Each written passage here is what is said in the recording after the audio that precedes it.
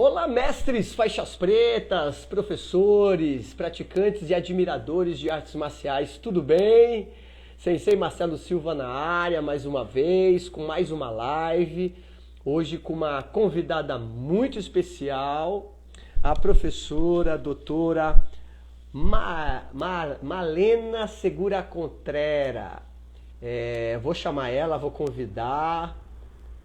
O pessoal está chegando, seja bem-vindo. Só um minutinho, ela já está aqui. Deixa eu chamá-la. Aqui, estou convidando a professora. Ela já vai aparecer. Você já enviei o convite, professora Malena?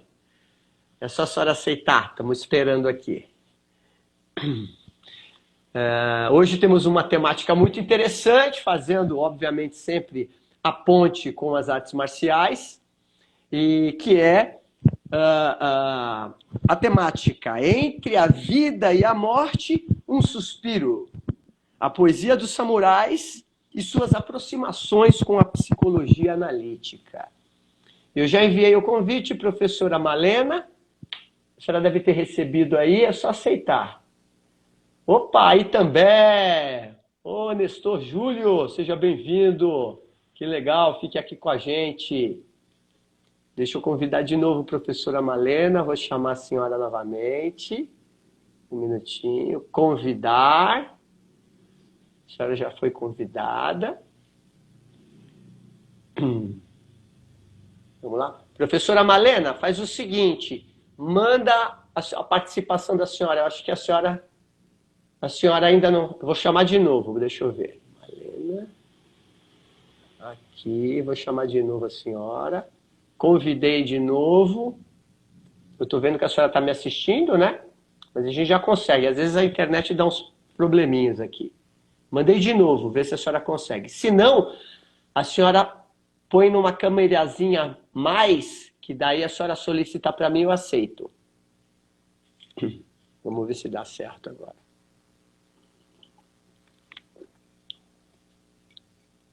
Vamos lá. Pleno domingo frio, né, pessoal? Muito frio essa noite, mas vamos esquentar aqui com a nossa live. Não conseguiu, professora? Vamos lá.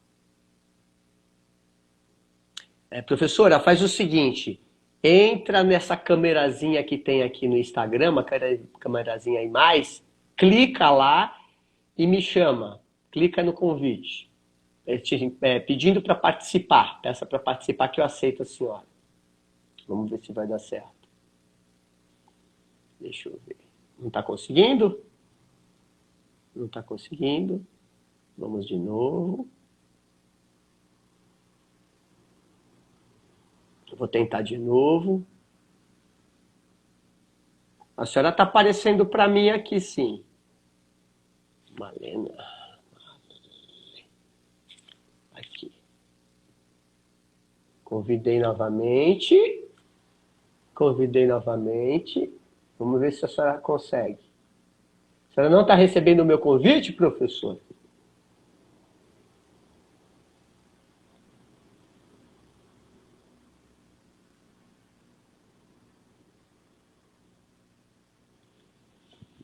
E a gente já vai resolver isso aí. Vamos ver.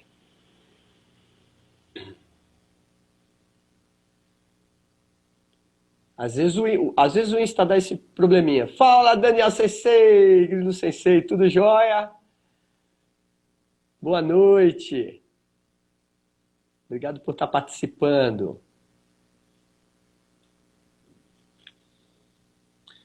Vamos de novo. Ah, agora deu certo. Eu tive que trocar, eu estava no computador. Ah, no computador não funciona. Tive que vir pro iPad, não tem jeito. O computador é chato, já tive esse problema também. Chato, né? Eu acho que as configurações, né? Às vezes fica difícil. Eu faço pelo celular. Mas deu certo. Deu certo. A senhora está bem, professora? Tudo bem, e você? Tudo bem? Melhor agora. Muito obrigado pelo convite. Por a senhora ceder um pouco do tempo da senhora nesse domingo frio, né? Não, Mas nós vamos esquentar com a nossa conversa aqui. Vamos. Poesia sempre esquenta, né? Não tem como. Né?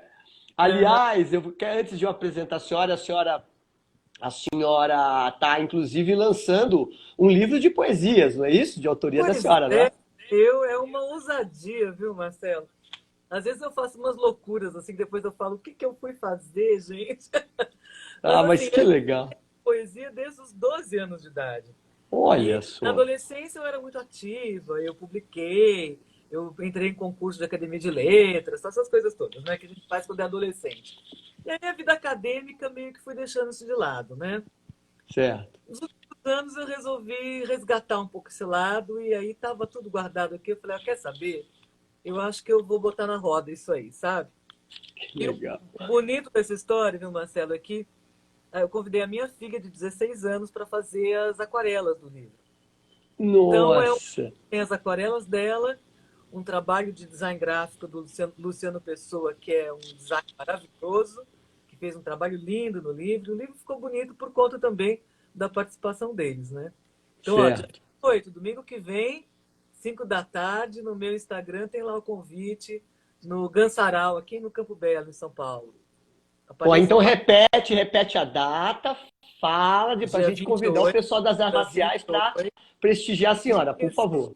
Vai ser ótimo. Dia 28, semana domingo que vem, das 5 às 9, no Gansaral, que é aqui no Campo Belo. O endereço, tudo direitinho, tá ali na minha página no Instagram. Então, Perfeito. estou lá.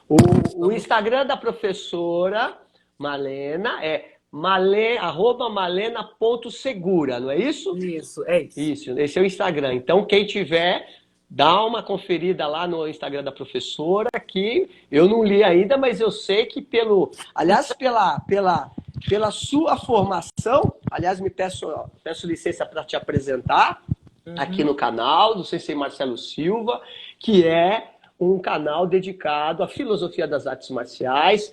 A professora Malena Segura Contrera é analista junguiana, doutora em comunicação e pesquisadora em mitologia, imaginário e imagem. É líder do grupo de pesquisa em mídia e estudos do imaginário pela Unip de São Paulo, onde leciona pós-graduação em comunicação e cultura. Por que a gente chamou a senhora? Por que eu chamei a senhora? Porque, eu não sei se a senhora viu meu perfil, eu também sou analista junguiano, eu sou formado pessoal todo do IGEP, né? Então, eu fiz uma formação já há mais de 12 anos aí, fiquei mais de 8 anos estudando com eles e eu me tornei analista nesse tempo todo. É uma boa escola. Excelente. Eu tenho todos os meus professores, eu tenho um carinho aí que me ajudaram muito na formação, enfim. E eu achei bem interessante porque a temática aqui da minha página é bem diversa, mas sempre direcionada para as artes marciais. Uhum. E eu estava relendo uns livros e eu comecei a ler o livro de Miyamoto Musashi, a história, a biografia dele, que ele foi um grande guerreiro, um grande bushi, e que num certo momento da vida, numa plena de uma batalha, ele teve lá uma síntese, fugiu, foi para a caverna e mudou completamente o estilo. E dentro das obras artísticas que ele fez, ele foi um exímio mestre do sumiê, ele fez poesias também, né? E umas poesias sempre voltadas para a estratégia militar, mas com uma conotação de uma humanidade diferente, que não é comum daquilo que a gente imagina de um guerreiro, que é bruto, violento, essas coisas. E a ideia a ideia que eu tive de chamar alguém para falar de poesia é justamente essa. O que a poesia representa nessa nossa psique, né? Mesmo porque, quando a gente fala de poesia, ela é algo universal, né? Ela está em todas as culturas, desde os primitivos, né? Desde o começo da linguagem propriamente dita. Então eu vou fazer como de praxe aqui, professor, eu vou fazer uma pequena introdução, e aí a senhora vai fazendo as pontes aí para a gente ir viajando um pouco, tá bom? Pode ser? Pode. Então vamos lá. A temática de hoje começa com uma poesia. Entre a vida e a morte, um suspiro. A poesia dos samurais nas aproximações com a psicologia analítica. O Oriente nos orienta a olhar para dentro de nós mesmos, de uma forma muito particular. E cativou o Ocidente. Grandes nomes como os como Richard Wilhelm e Carl Gustav Jung. A forma oriental de lidar com os opostos e estabelecer um equilíbrio natural presente de fato no que conhecemos como Tao, sinaliza a natureza humana com todos e todas os seus contrastes e desmembra com beleza peculiar a estética e o ritmo do cosmos. Peguemos, por exemplo, o exemplo do país do sol nascente, o Japão, na figura mais emblemática, o samurai. Este guerreiro militar retrata a habilidade extraordinária na guerra e seu potencial para matar ou para morrer, mas dentro de um refinamento tão profundo e detalhista que transcende em arte. Além das habilidades belicosas, o samurai era um artista. Dominava a arte de servir, com a beleza e a fineza do feminino. Na cerimônia do chá, nas composições artísticas de teatro, música, dança, cerâmica, pintura e, em particular, a escrita poética. Nesse quesito, destaca um grande samurai de nome Matsuo Basho, que fundou a escola com estilo Haikai no século XVI. O Haikai influenciou muito poetas e artistas aqui do Ocidente, mas assumiu, antes de tudo, um estilo e estrutura quase cantada e trouxe a liberdade, o silêncio e o recolhimento. A grande pergunta, será que a poesia é uma linguagem do self dentro do processo de individuação? Seria a poesia uma linguagem universal para expressar a totalidade? Aliás, a poesia para os samurais o acompanhava até o momento da sua derradeira morte, o poema final, antes de se eviscerar-se rasgando o ventre com a sua espada. Com vocês aqui, professora Malena Contrera. Obrigada, Marcelo. Que fala maravilhosa essa. Eu sou encantada pela filosofia, pela cultura, pela arte oriental, né? Eles têm uma delicadeza, né? E uma sensibilidade de alma para a beleza do mundo que, para mim, é tudo, é fascinante, né? Você falando da poesia, vamos começar falando um pouco da poesia e diferenciar um pouco o que seria essa função poética que está na vida do que é a poesia em termos de linguagem, né? Então, na verdade, a poesia e a função poética, ela está num estado de ser no mundo, numa forma de ser no mundo. Não está só nas palavras, ou nos ideogramas, ou naquilo que você representa numa linguagem, mas ela está no teu olhar, naquilo que, na perspectiva do James Hillman, né, a gente poderia chamar de um mundo almado, né? Na anima mundi, no mundo almado, no mundo que pulsa de alguma maneira, que tem alma, que transpira a sua alma. Então, a poesia é essa abertura, é essa sensibilidade estética que vem dos sentidos, né? A esteses para o mundo, vamos dizer, para a beleza do mundo e a beleza, inclusive, no terror, porque beleza é um conceito na guerra, né? A beleza é algo que te toca e te arrebata, né? E faz, de alguma forma, a sua alma brilhar e o seu corpo tremer, né? Que legal isso. Isso aqui é a beleza, né? Então, a poesia está na vida, está no mundo, está na maneira como a gente, de alguma maneira, se coloca em relação ao mundo. E é claro que a busca louca, né, do ser humano, da espécie humana, é buscar um monte de linguagens, criar ferramentas possíveis para expressar esse sentimento da beleza, da poesia, e para partilhar com outros esse sentimento da poesia, essa vivência da poesia. E entre essas linguagens possíveis todas, você tem a poesia que a gente conhece como poesia dentro da linguagem escrita, né, da linguagem verbal, e que vai ser uma linguagem pictórica também, no caso do ideograma, não só verbal como é a linguagem ocidental, né? As línguas e as grafias orientais têm toda uma escritura ideogramática, uma escritura icônica, ou seja, há um desenho todo, há uma concepção no próprio equilíbrio do traço. A gente sabe da arte, dos concursos de caligrafia, como isso lá é importante, né? Como é tradicional lá, né?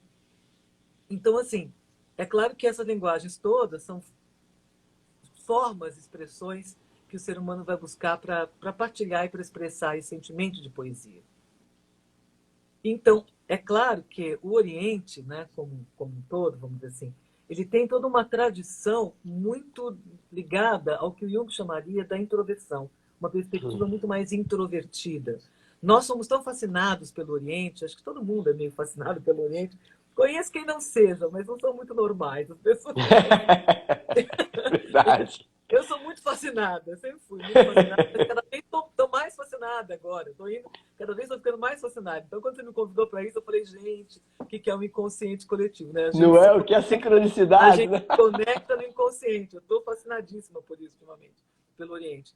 Então, assim, obviamente, o Oriente tem essa perspectiva muito introvertida, que é exatamente essa vida da alma, né? Essa capacidade de estar consigo mesmo. Eu falo que são pessoas, ou é uma cultura que predispõe, propõe que a gente olhe e dê atenção para a vida interior, né? No contrário total do Ocidente, que é totalmente extrovertido e que é muito fascinado pelo apelo do outro e por colocar-se, por ir para o mundo e para ir para fora e de maneira inclusive exagerada. Sim. Eu falava algumas vezes nos meus livros de uma histeria da emissão, sabe? Uma histeria de emissão, entendeu? O Yasbeck está aqui, um amigo querido que está aqui, da semiótica, aqui, falando Aqui, comigo sim. desse sentimento de poesia no mundo tão grosso e estúpido, sempre, das odiologias, isso mesmo, né? A gente está no meio das odiologias políticas Das descordialidades, né? da Das descordialidades. descordialidade, das indelicadezas, né? E, de repente, essa delicadeza, a palavra delicadeza eu acho bonita, porque eles propõem que a gente toque na alma das coisas com suavidade e com respeito, né?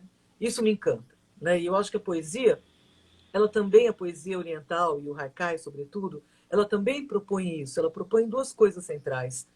Para mim, três coisas centrais estão na alma do haikai. Depois eu quero te ouvir falar sobre isso. Vou falar e vou te passar a bola. Não, a senhora que é a mãe da matéria. Não, eu posso falar de arte marcial, de haikai eu sei muito pouco. Ah, é? Puxa vida. Sim, eu estudo, né? A cultura oriental. Eu morei no Japão, né? Eu já fui 5 vezes para o Japão. Eu represento uma associação japonesa aqui no Brasil, mas sobre haikai, especialmente, eu conheço pouca coisa de Basho só. Eu já fui para a Indonésia, mas para o Japão eu nunca consegui ainda. Eu quero muito ir ainda vou, ainda irei, né? Mas assim, ele tem essa questão da natureza, da contemplação dos fenômenos naturais, que não é só uma contemplação, é um alinhamento. É um estar em alinhamento com as estações do ano, é estar em alinhamento com os fenômenos e com a voz da Terra. Na verdade, é esse alinhamento com a voz da Terra, com a voz de Gaia, de alguma forma. É essa capacidade de estar sintonizado com... E o ambiente não é só cenário, entendeu? Como o ocidental, de alguma forma, sente. O ambiente, ele é mundo, ele é alma. E a pessoa no ambiente está em contato com essa alma do lugar, né? Então, o bonito do haikai é que ele traz essa conexão com a alma do lugar, com a alma do ambiente, e que é a temática sempre da natureza que aparece no haikai. O haikai sempre está refletindo sobre fenômenos naturais, sobre situações naturais, seja a cerejeira, seja o canto do sapo, o famoso Basho, né? Do canto do sapo, seja o que for, para, de alguma maneira, você mergulhar naquelas sensações da presença no ambiente, né? Da presença no ambiente. Isso é que é lindo, porque ele resgata também essa interioridade e essa beleza. Então, aí tem a alma e tem a anima mundi, né? Que é um conceito muito lindo de Jung, eu acho. A segunda coisa é a síntese, né? O poder de síntese. Não é verborrágico, né? A gente tem uma cultura ocidental que é verborrágica. Basta você ir para o cinema, né? Para os seriados, que agora estão muito na moda, né? Você vai para os ocidentais e você vai para os orientais, você vai ver que é um exagero blá, blá, blá, no ocidental, de falar demais e se mexer. E no oriental, né, você vai ter aquela concentração, Contido, né? Aquela coisa aquela de coisa contexto. curta, mas é para dentro, né? É uma delicadeza, aquilo vai em profundidade, aquilo... E as palavras, elas têm uma potência, porque elas vão na síntese, né? Elas vão na síntese, né? Então não tem aquele blá, blá, blá, blá, blá, sabe? É um blá. Mas aquele blá, né, abala a montanha, né? Porque tem uma Sim. força interior, vem realmente de dentro. Não é Deixa eu aquela fazer só coisa... uma abertura. A senhora, quando fala assim, professora, é uma coisa tão bacana, porque eu faço essa ponte com as artes marciais tradicionais orientais, obviamente, Uhum. e que traz a relação do mestre e do discípulo, né? Ao qual o mestre fala muito pouco e favorecendo ao discípulo que ele observe os fenômenos. Observe a técnica. Ele não vai lá e mostra, ele vai lá, expressa alguma coisa e o que está por trás disso? É força, né? Violência? Não, não, é outra coisa. É a observação dessa natureza e dessa síntese, né? Observa, que vai te dar uma resposta. É mais ou menos isso que a Sem senhora está dúvida. falando, né? E que é uma resposta em profundidade, em sentido. E aí vem a terceira coisa, né, que é muito clara também, muito clássica do próprio Haikai. Primeiro, a síntese, né, a questão da natureza, e uma certa brincadeira com os opostos, né? Uma ideia dos opostos, sabe? Essa brincadeira de que na síntese você coloca ideias que vêm de lugares diferentes e que se encontram, mas ao se encontrar você fala, puxa, esse encontro sempre esteve aí e a gente não tinha visto, né? Essa é a revelação da poesia, que é linda, né? É quando de alguma forma você olha e você fala, caramba, isso sempre esteve aí, mas só agora que eu fui capaz de ver, de me conectar com isso. Então, essas ideias dos opostos me seduzem muito, porque também, fazendo aproximação com a análise junguiana, com a psicologia junguiana, que é um pouco o que você me convidou a fazer, né? Se bem que eu sou uma figura muito híbrida, né? Eu venho da literatura também, eu sou um agente duplo, viu, Marcelo? Então, São os melhores, digo de eu passagem. sou duplo, triplo, quádruplo, sabe assim? Ser muito uma coisa só não é muito Muitos confiável. agentes. Então, essas ambiguidades ou os opostos, né? Os opostos complementares estão muito presentes também na psicologia junguiana. E você falava, né, do Segredo da Flor de Ouro, que ele escreveu com Reich, né? Com essa questão, e o encanto que ele ficou com a mandala, que foi encantado com a mandala, mas também o encanto que ele tinha pelo Xing, né? Que aparece Sim. todo, que Ele, é uma ele mandala. tirava estímulo para os Claro, pacientes, inclusive, né? claro, que é uma mandala também e Sim, tal, sim. né? Então, ou seja, você tem aí o Jung tinha um olhar muito, muito, muito claro para essa linguagem e a beleza e a arte e essa sensibilidade do oriental. E ele se encantou enormemente com isso também, claro, né? Não podia ser diferente, mas ele vai perceber nessa questão tanto da mandala, como a mandala que é estar no momento totalmente no presente, mas ao mesmo tempo isso ser passageiro, né? Mergulhar no tempo em profundidade, não em duração, né? As mandalas que os monges fazem, né? E que ficam um ano inteiro fazendo para num único gesto depois dissolver, né? Com areia. É isso, mergulha na profundidade do tempo, mas não exija que esse tempo seja a duração. O que é a duração de um tempo, se não a sua profundidade, o quanto ele te marcou, de alguma forma, né? Aquilo que você viveu em profundidade.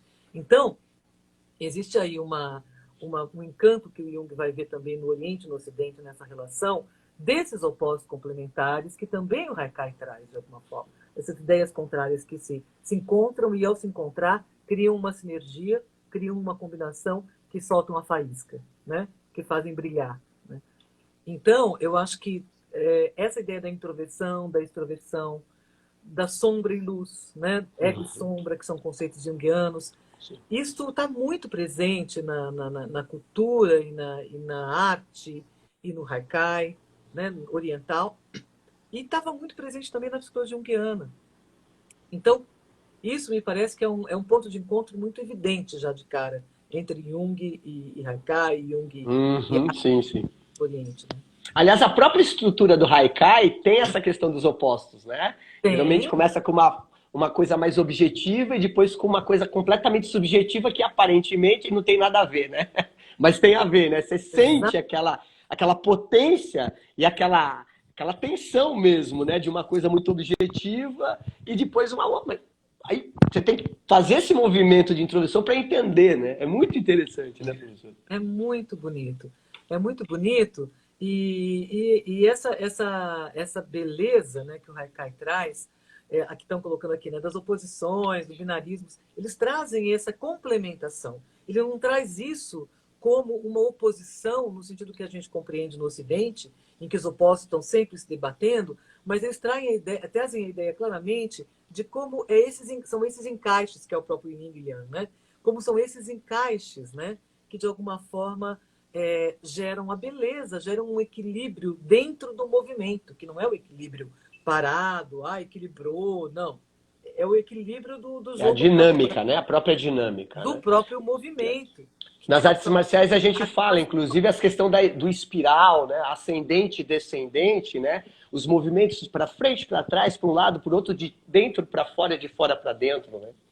A arte marcial bem dançada, né? Ela é uma É, não, é dança, sensacional. né? É É uma, lindo, né?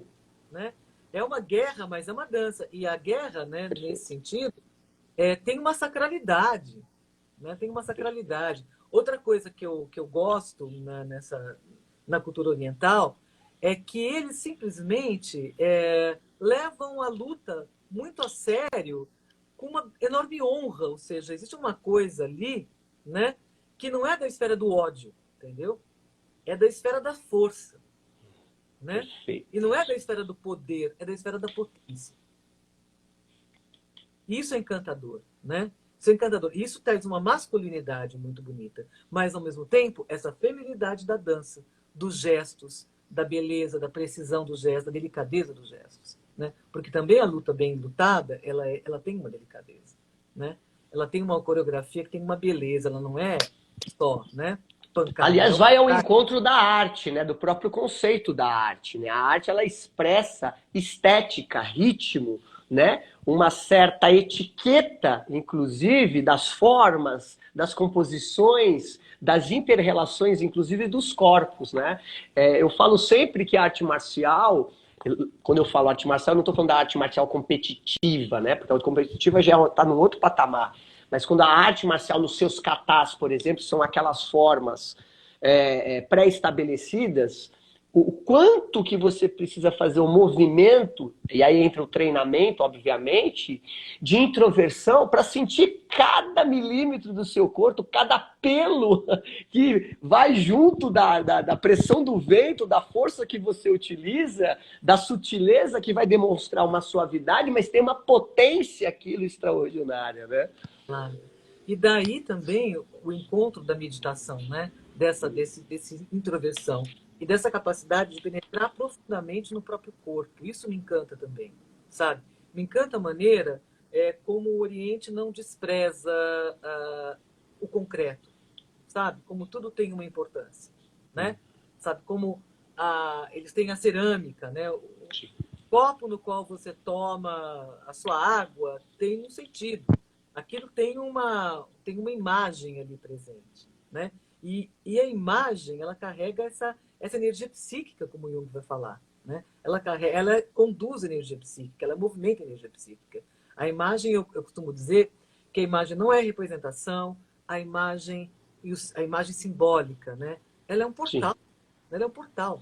Ela é um portal que te conecta a todo um mundo ali que está misterioso, que está por trás daquela imagem. Então, a maneira como eles colocam, o cuidado que eles colocam na cerâmica que faz aquele copo, no desenho que está ali impresso, o ritual do chá deixa isso claro, né? Sim, sim. Como você faz um chá, no ambiente em que você tem que ter para tomar aquele chá, a companhia, né?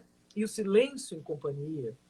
Né? A gente se constrange com o silêncio, né? No Ocidente. Sim.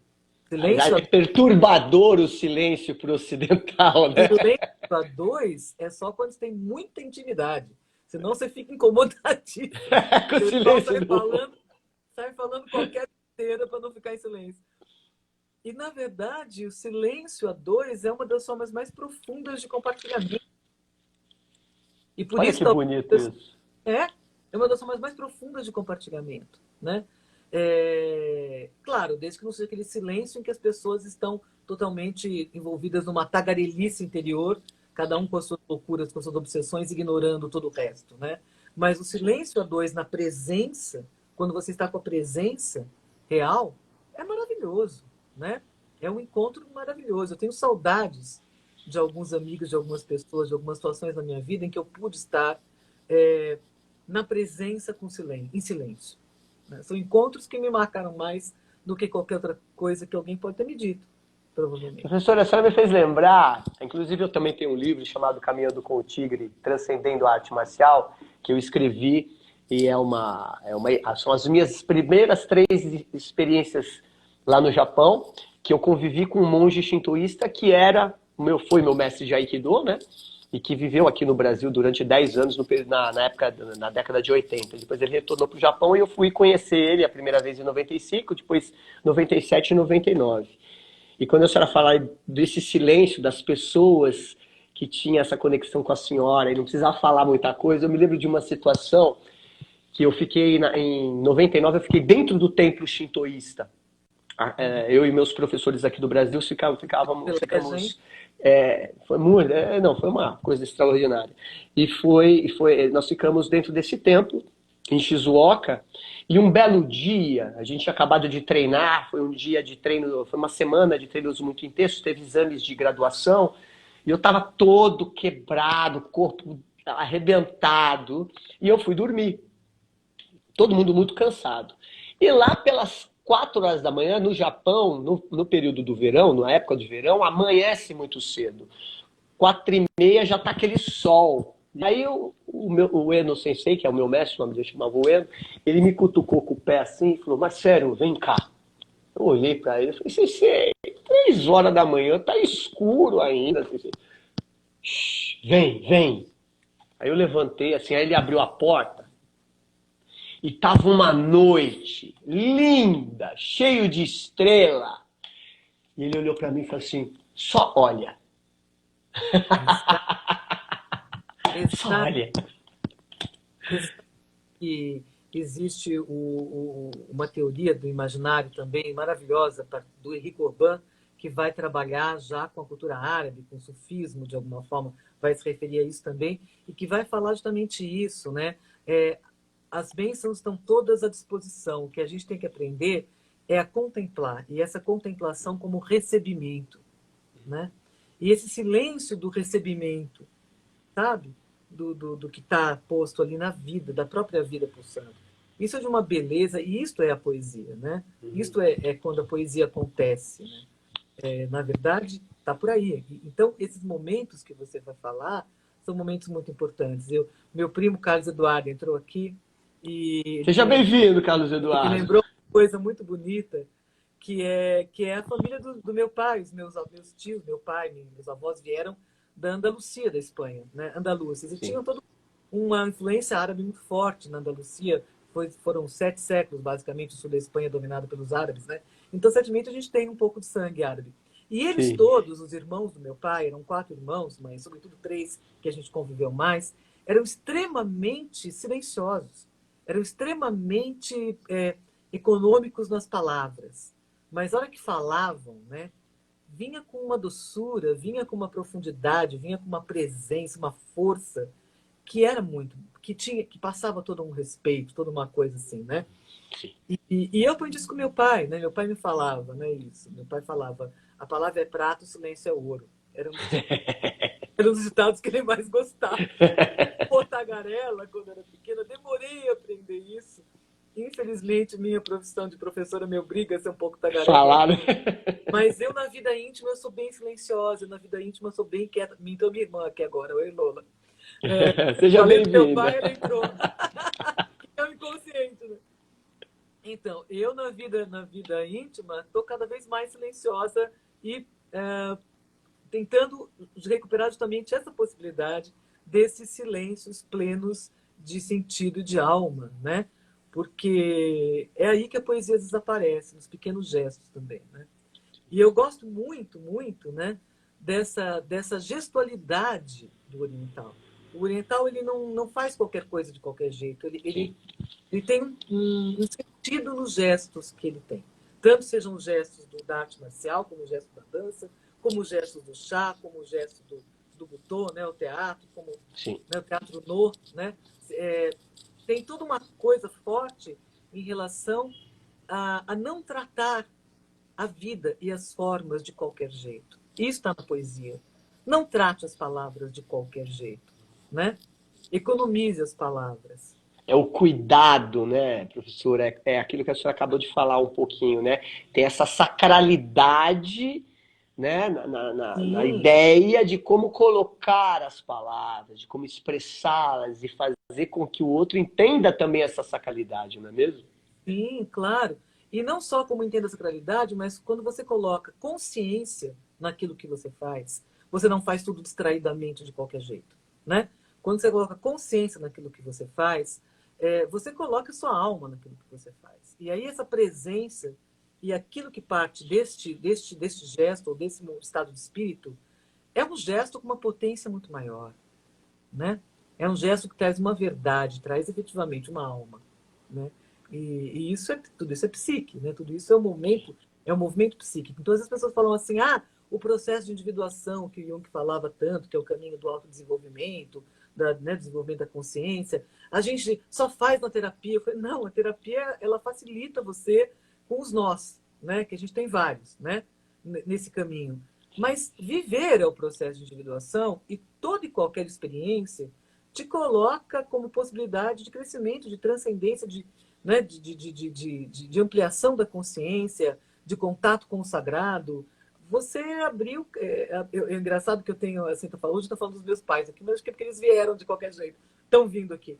A minha mãe é uma figura muito engraçada. Minha mãe, assim, ela parece aquela abertura da Bela Adormecida de manhã, quando ela abre no bosque, que ela abre, sabe? E fala, bom dia, passarinho, bom dia. Maria, sorrindo, alegre. Ela é bem assim, ela é bem assim, ela Genial. sempre foi assim. Eu acordo cantando. Ela também, às vezes assim, tava tudo fodido, ela tava cheia de problema, mas ela acordava sempre assim, bom dia, pessoal, bom dia, passarinho. Genial. Ela tinha passarinhos soltos em casa, os passarinhos dela que ela gostava. Então, assim, é muito engraçado como um pouco esse gesto também de conexão com o ambiente, de atenção para o que está vivo ao seu redor. As pessoas esperam um grande acontecimento para se emocionar, né?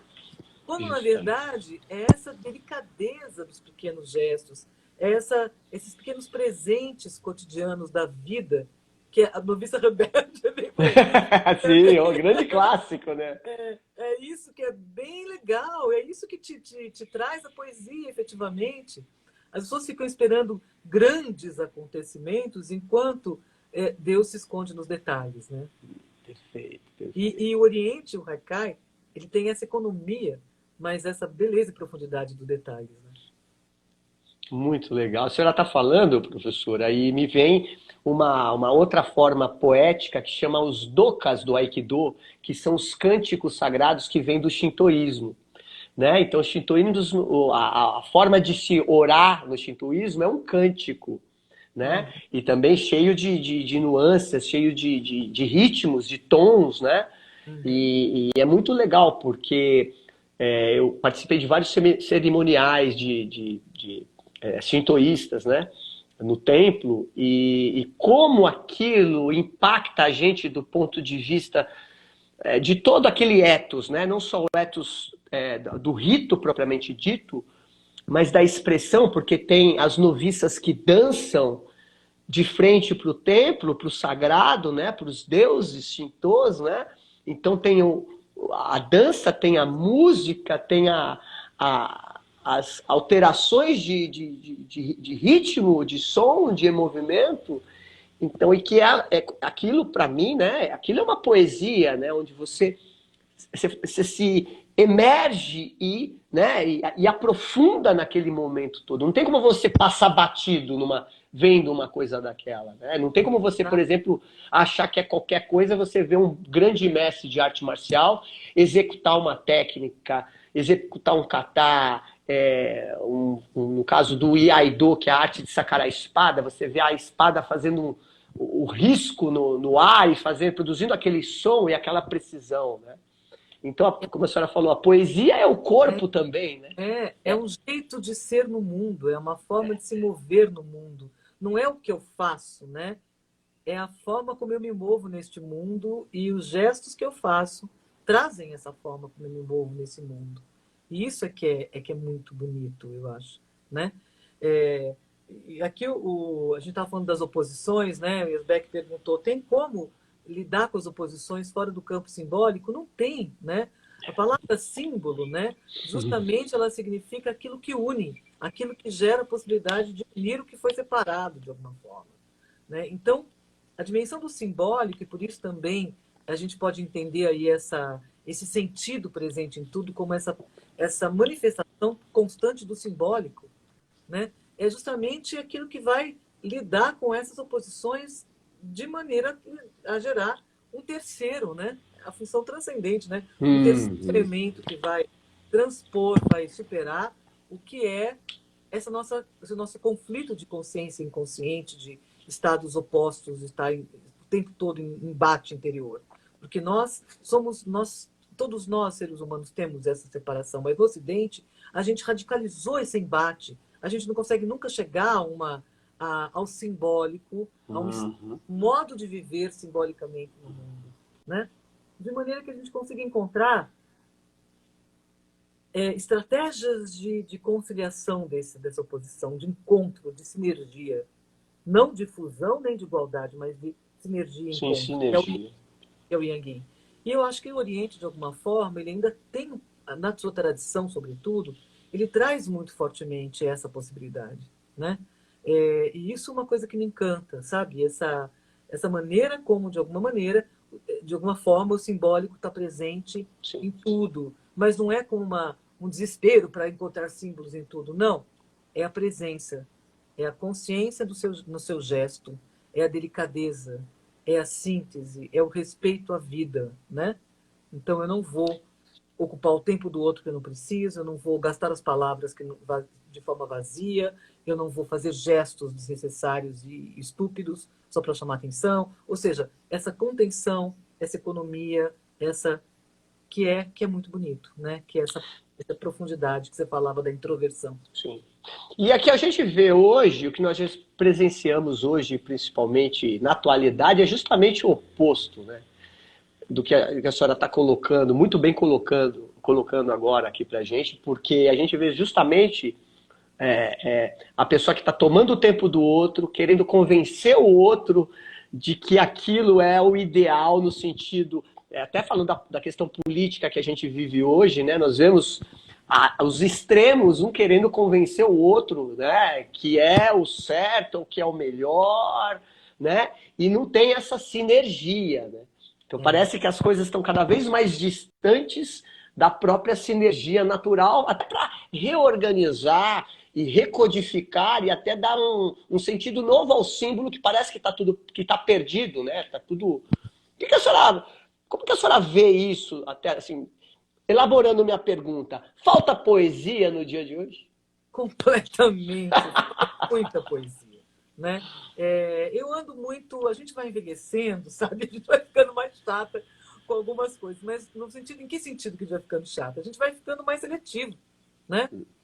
E efetivamente eu tenho descartado 90% das coisas, das chances, das situações, dos encontros que poderiam me aparecer, porque não há poesia, né? Porque não há essa profundidade, não há essa beleza, não há preocupação com a presença, não há essa possibilidade de que se gere um silêncio, né? Um silêncio compartilhado, um silêncio de intimidade. E não há intimidade.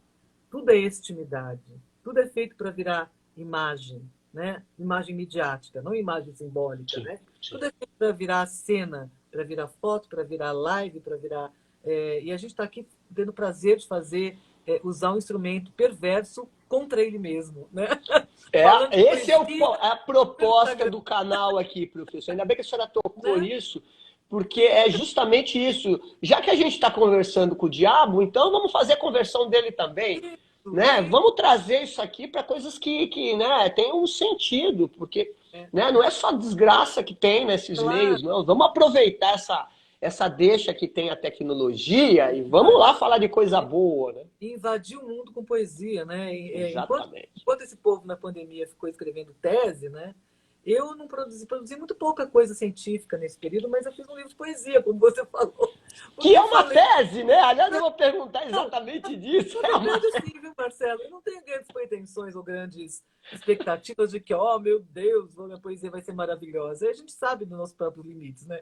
Eu conheço meus limites como poetisa. Eu não vou achar que sou uma Mas me poetisa. permita, Mas, com toda a educação, é o seguinte: eu acho que a tese mais original, eu não sei se a senhora já fez algum outro trabalho né, de poético para publicar, porque quando a gente faz um trabalho acadêmico, um trabalho de pesquisa, a gente sempre está preocupado em querer agradar alguém. Tem que sim, tirar nota, você tem que passar lá pela né, chancela lá e aí a avaliação de todo mundo. Num caso de um trabalho tão pessoal e tão profundo, é a é. mais clara e evidente, na minha opinião, tese que a senhora pode fazer É, na vida. pois Né? é, mas eu pensei isso. Eu falei, gente, o mundo não precisa mais de nenhuma verdade, o mundo precisa de poesia, Exatamente. de beleza, entendeu? Eu sempre tive um lado muito artista meu, que infelizmente ficou subdesenvolvido, não pude investir, não pude caminhar por aí. Mas é o que eu teria certamente feito na vida se eu tivesse tido opção desde pequena, seguir. A primeira opção era essa, né? Não deu certo. Mas tudo bem, eu segui fazendo, espalhando um pouco do que eu considero um pouco de poesia onde quer que eu esteja. Tento fazer, né? Às vezes a gente também tá sem poesia, mas assim a gente busca, né? Um pouco isso. Sim, sim. E a importância de entender, né, que o haikai ele traz essa síntese. Não é uma poesia que você leia, como a poesia ocidental, quando você pega 3, 4, 5 páginas. O próprio tamanho da poesia faz com que você caminhe pelos versos, de você vá. Claro que depois você relê, você volta. Quem sabe lê várias vezes, mergulha. Mas o haikai não. O haikai são 3 linhas, muitas vezes, no caso do haikai ocidental, né? Porque o oriental é só um único, né? Um Sim, único sim. traço vertical, uma única linha vertical, né? É, e, na verdade, né, você tem aquela síntese, aquilo acaba logo, é aquilo. Você fica parada em frente dele, que você conseguiu decodificar racionalmente em poucos segundos, mas aí ele te convida a ficar ali. Né? Então, se você fica ali, você vai entrando numa outra dimensão, que é o propriamente simbólico, né? Que não é a dimensão só das palavras, mas é daquilo que elas escondem ou que elas de alguma forma, elas são biombos, né? Usando aí uma imagem que a gente usa muito na área de É muito comunicação. legal, porque quando eu leio Haikai, e mesmo as experiências que eu tenho dentro do Aikido, propriamente, mais especificamente do Aikido, já que o Aikido não é nem competitivo, é como se a gente estivesse andando numa ponte, depois a ponte sumisse, né? Sabe? Aquela ideia de você estar andando, pum! E aí Exatamente. você cair e ter que entender o que está acontecendo. Ou, às vezes, o que é mais louco, né? No caso da ponte, quando você está andando na ponte, a ponte some, mas você continua andando Andando. É né? como isso, né? No sonho da ponte, no duplo da ponte que deveria estar ali. Sensacional, Né? sensacional, É isso, você continua andando no sensacional, duplo da ponte que deveria estar ali. É isso, né? sensacional. Então eu acho assim, que de alguma forma essa live que eu queria fazer também, sabe, Marcelo, era um convite à poesia, né?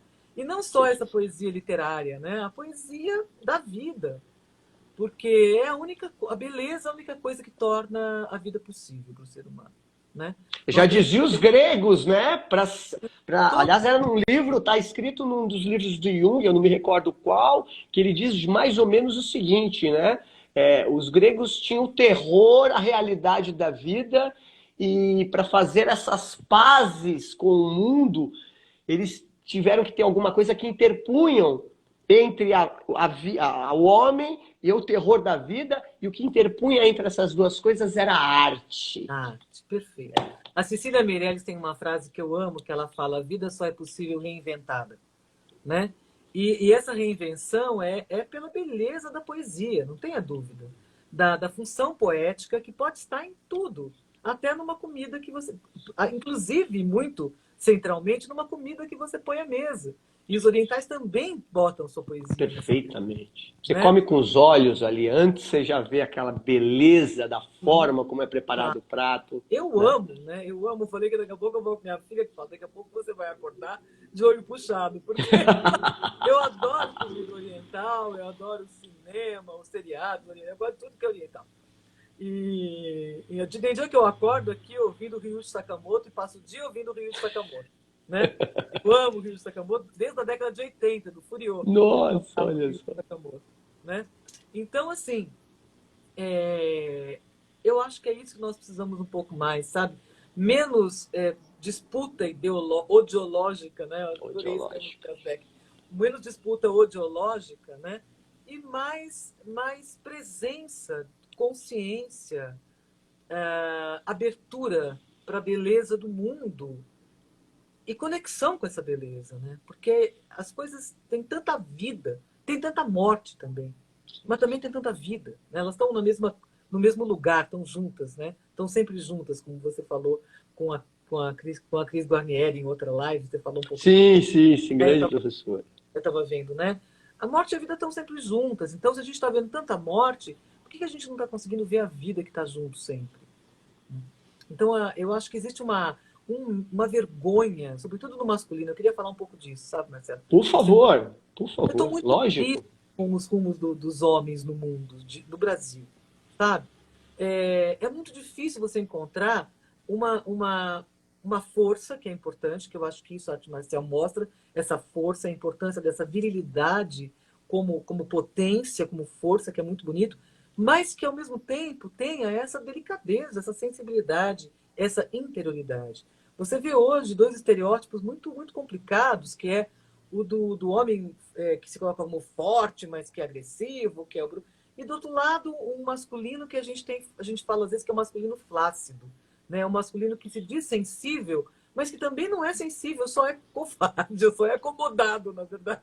Não é aquele que finge ser legalzinho. Para ficar parado sem fazer nada. Mas não entende nada. nada de poesia. Não, para eu ficar parado sem fazer nada. Então, essa mistura de força e delicadeza que é encantador no samurai, né? Que é encantador no oriental, no homem oriental, pelo menos. Não estamos falando aqui de um estereótipo, de um arquétipo. Sim, perfeitamente. Né? Não sei, né? Mas, assim, que é encantador, que eu acho que é muito, muito necessário que os homens encontrem esse resgate deste encontro, deste caminho entre essa delicadeza, essa profundidade de alma, ao mesmo tempo essa virilidade da força quando ela precisa vir, né? Não só mulheres também, claro, né?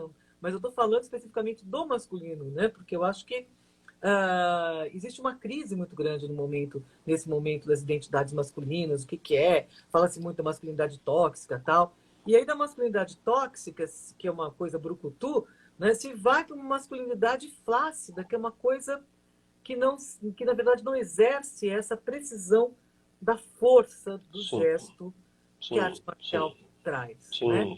Você ir lá e colocar quem você é na hora que você tem que colocar, né? Ser quem você é, né? De forma respeitosa, mas assertiva, né? Uma certa assertividade que de alguma forma se perdeu, né? Eu espero que esses não binários sejam esse misto, mas eu não tenho visto muito não binários que trazem isso. Eu tenho visto muito uma coisa meio blasé, meio passiva demais, meio sem presença de verdade, sabe? Então, tomara que isso caminhe, qual seja o rumo que tenha, né? Caminhe para este encontro entre Ocidente e Oriente. Aliás, eu convido as pessoas a praticarem artes marciais exatamente para isso que a senhora está falando, professor. Porque a arte marcial, pelo menos as tradicionais, né, as que tem ainda, aquelas que preservam justamente a estética, o ethos, o rito, que faz a pessoa entender essa introversão, né?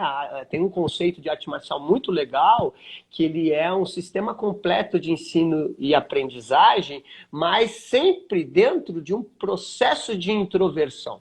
É um conceito muito interessante, né? Justamente para isso, né? Para para gerar, e quando a gente fala de arte marcial, né, a gente tem esse conceito de, ainda, né, arte marcial é para os homens, não, né, coisa né, não é óbvio, mas aproveitando o ensejo que a senhora, né, do que a senhora tem colocado, é justamente isso, né?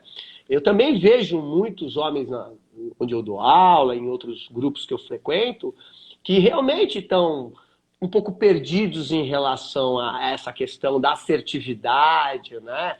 Entram lá, não, eu tô com medo de me machucar, e eu falo, você vai se machucar, amigão.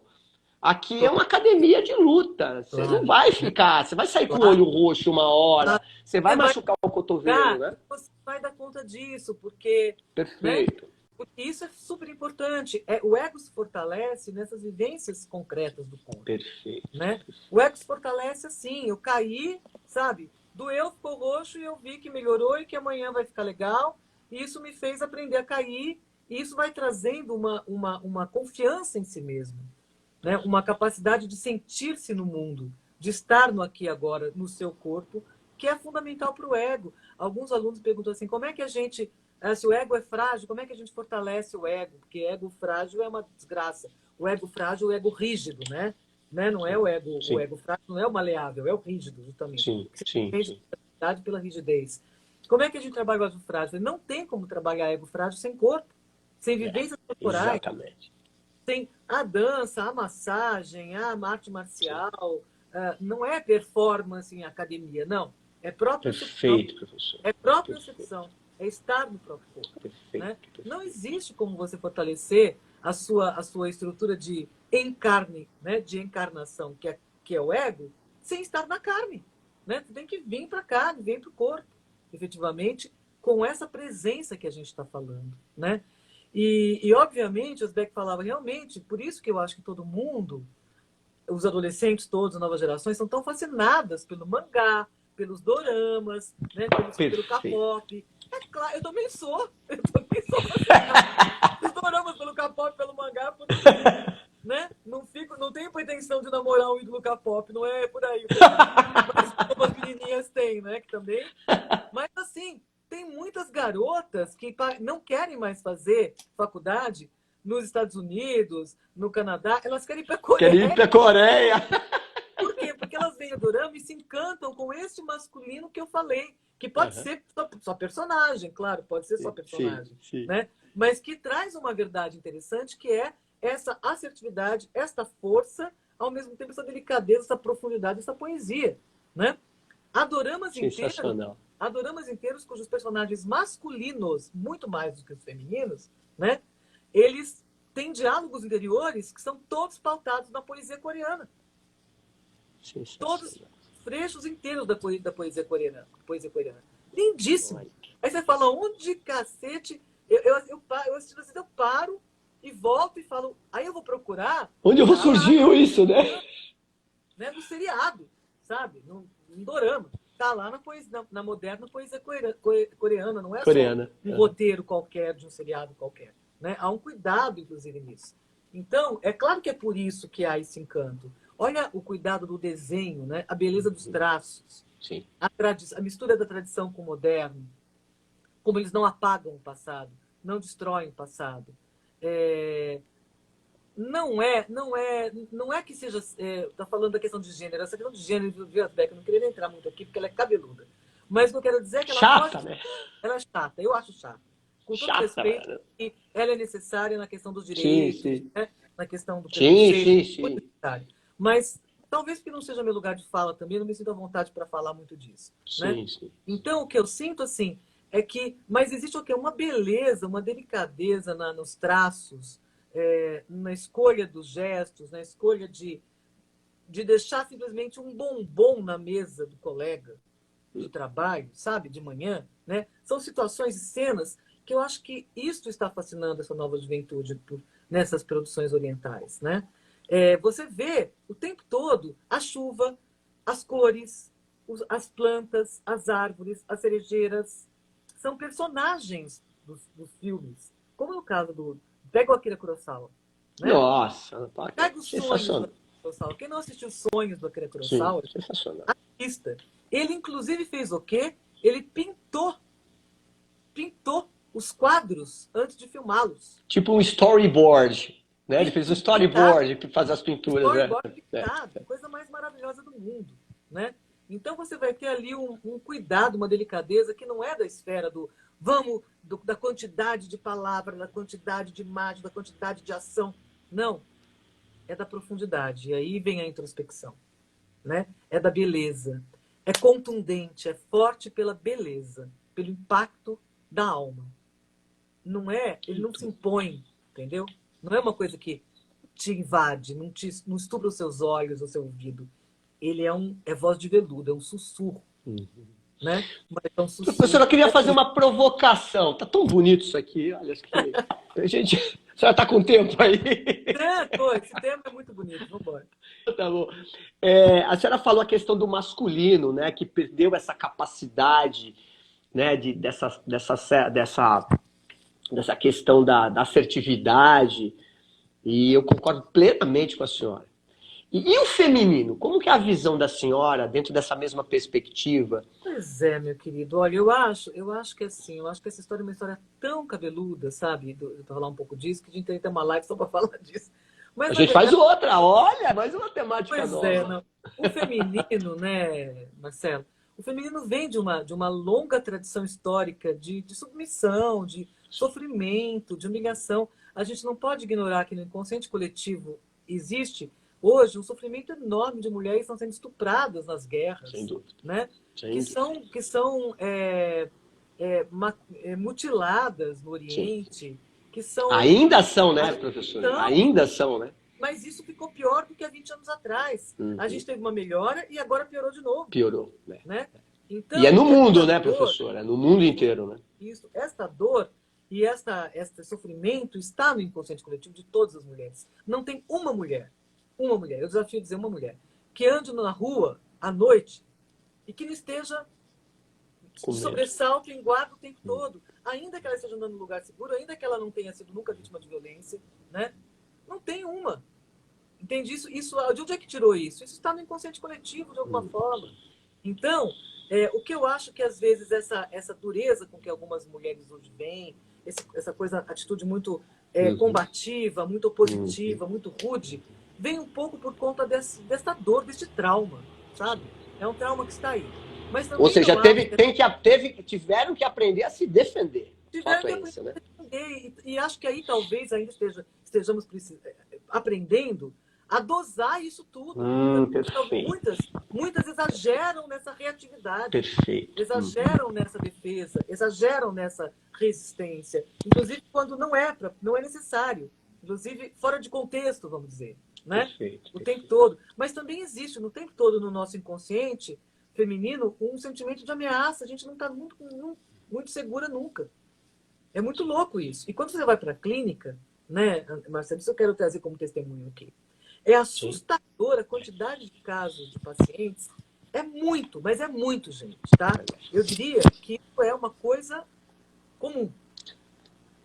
De meninas abusadas sexualmente na infância pelo pai, pelo irmão, pelo primo, pelo tio, pelo amigo do pai, pelo avô. É uma quantidade que eu, antes de ter clínica, não imaginava que isso fosse tanto. Quando você vai para a clínica e vai para as supervisões, vai para os grupos de discussão, você se dá conta da tragédia que isso ainda é no mundo. Então, eu acho que um pouco dessa atitude muito dura, às vezes também ainda, de muitas mulheres, daquelas que se levantam para lutar por um feminismo, é muito importante dentro desse contexto que a gente ainda vive, sabe? E que é um contexto silenciado, que quase ninguém vê. Agora, é claro que existe também, muitas vezes, esses exageros, essas dificuldades de saber a hora que eu tenho que tirar a minha guerreira, colocar a guerreira de lado e assumir a minha doçura, a minha receptividade, a minha abertura para o outro. Então, não aprendemos ainda, eu acho isso. Ainda estamos sobre o efeito que dizem em psicologia analítica de Jung, a enantiodromia. Né? Ainda estamos na enantiodromia. Né? Agora, é claro que dentro do contexto histórico que a gente ainda vive, também se justifica um pouco essa combatividade feminina, entendeu? Porque isso está muito presente ainda, isso ainda é muito silenciado e passa muito impune. E sem acontecer.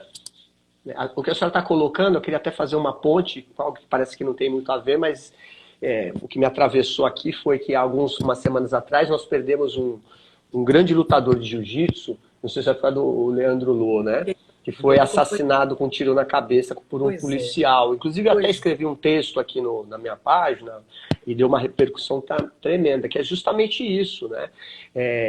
A questão da exposição que vai exatamente de encontro, não ao encontro, mas de encontro com a filosofia das artes marciais, que é justamente o segredo, né?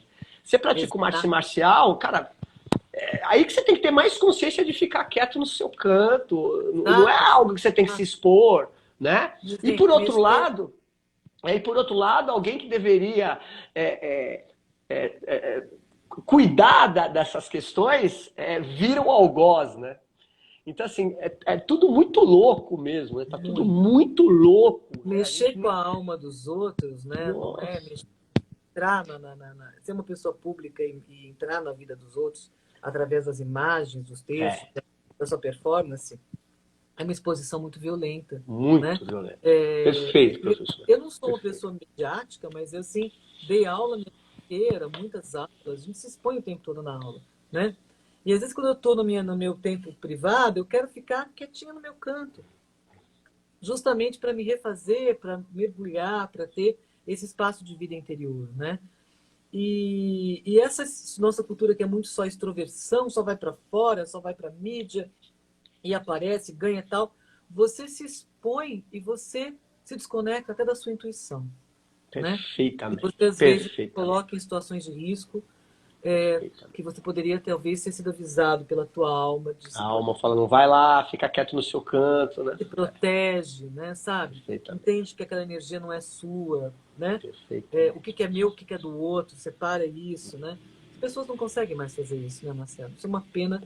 E aí a gente vê tantas coisas tristes, né? Como esse episódio que você trouxe. Sim.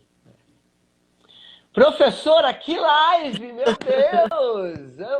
Eu já era admirador da senhora que eu acompanho os textos da senhora, as suas colocações apimentadas que eu adoro. Adoro, viu? Eu sou admirador da senhora. Para virar uma oriental, eu ainda sou muito não precisa. Tá ótimo. Mas eu queria agradecer do fundo do coração a gentileza, que live maravilhosa que a senhora cedeu pra gente aqui. Quanto conhecimento, eu vou ter que assistir umas 10 vezes ela aqui para assimilar tudo isso. Muitos amigos, primos, primas queridas, minha irmã, ex-pacientes, pacientes, alunos, um monte de gente linda aparecendo aqui, amigos. Fiquei muito feliz de ver essas pessoas que apareceram aqui também. Viu? Que bom, olha, essa live vai ficar gravada aqui, inclusive, tá? Ela fica permanentemente gravada e ela faz parte de estudo lá do meu curso de formação filosófica em artes marciais, que é um curso online que eu tenho aí, que já tem quase 500 alunos fazendo o curso e que trata de filosofia marcial e é enriquecido por essas nobrezas, essas poesias que eu tenho o privilégio de receber, que é esse conhecimento maravilhoso e sensacional da professora Marlena. Professora, muito obrigado, viu? Olha, de coração. Todos o convite pelo lançamento lá do livro, dia 28, está na minha página. De novo, fala com calma onde é, pra gente decorar. Entra no meu Instagram e tem lá um convite, tem todos os dados. O que eu quero é deixar o convite mesmo é da poesia. Gente, por favor, né? Poesia, né? Permitam-se a poesia. Não só a poesia literária, mas a poesia da vida, o que está a presença, sobretudo, para a vida, para o que é vivo no mundo, para a natureza, que é o grande tema do Haikai, né? Onegai shimasu, arigatou gozaimashita, sensei! Gente, para quem está aqui comigo, uma boa noite, um bom final de domingo. Professora, um beijo, muito obrigado, fique bem, até a próxima! Tchau, gente. Boa noite. Um abraço.